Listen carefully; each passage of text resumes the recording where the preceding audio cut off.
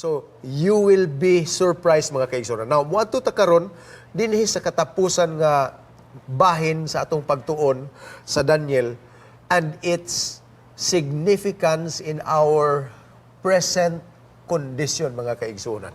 Aduna ba'y dakong ikatabang ang pagtuki sa Daniel sa atong presente nga panahon karon? Kaganina nag-ingon si Ma'am Pinky nga ang pagtuon sa Biblia sama ra ni mga kaigsunan sa atong pagtuki sa Daniel itself as part of it nga madungagan ang atong kasinatian mas masuod tas Ginoo unya maandam ta ni anang kinabuhing dayon nga atong gipaabot. Now, what really is its significance sa atong panahon karon? Pastor Ed, among ihatag ka nimo ning higayon. I like the statement nga gisgutan sa Salmo. Thy word is a lamp unto my feet. Ang imong pulong, O Dios, sama sa lampara sa akong mga tiil ug kahayag sa akong mga dalan. Kay ato gong hunahon, we are on a journey in life. Nagpanaw mong guta. Gikan sa atong pagkatao, hangtod ug asa ta paingon ang atong final destination is a journey. Kung mag-journey ta nga nagdatag lampara, may certainty ang atong mga lakang, may guide. O sa lain pa nga pinulungan, may mapa magod, nagtanaw matag unsay na padayag.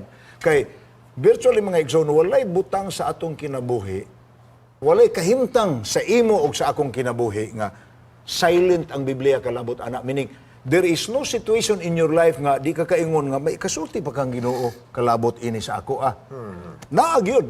Everything. Naapo na sa Psalm 139 verse 16. Everything is written in the book.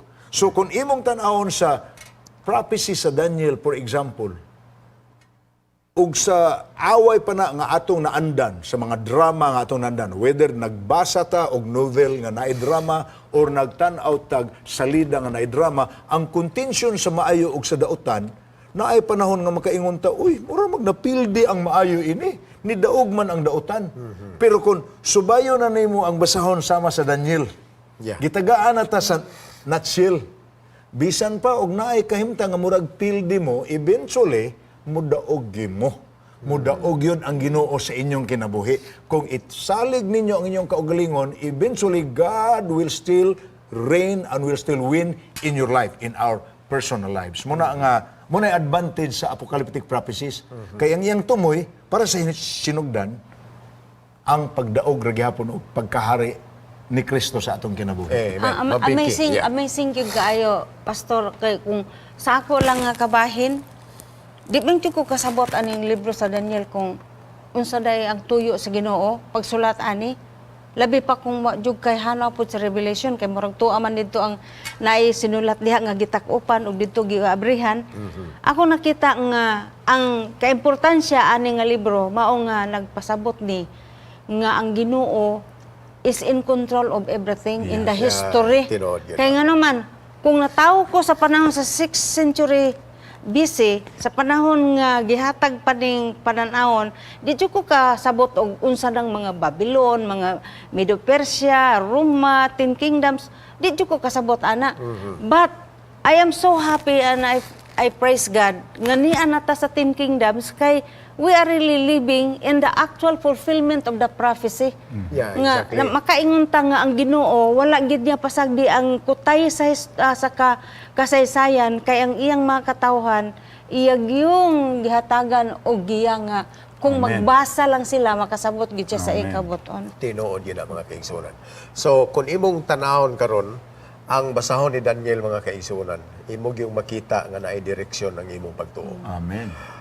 Gawas pa sa basic na to nga kahibalo mga kaigsunan no nga diha lang gud sa Daniel 2 nga atong gitan-aw matumpag man ang tanang mga imperyo ug kagamhanan sa kalibutan mga kaigsunan ug pulihan kini sa gingharian ni Ginoong Hesus nga mao kadtong bato nga pundasyon mga kaigsunan nga maoy mulukop sa tibuok kalibutan ug maghari sa tibuok universo. Nahisgutan ni Pastor Ed kaganina.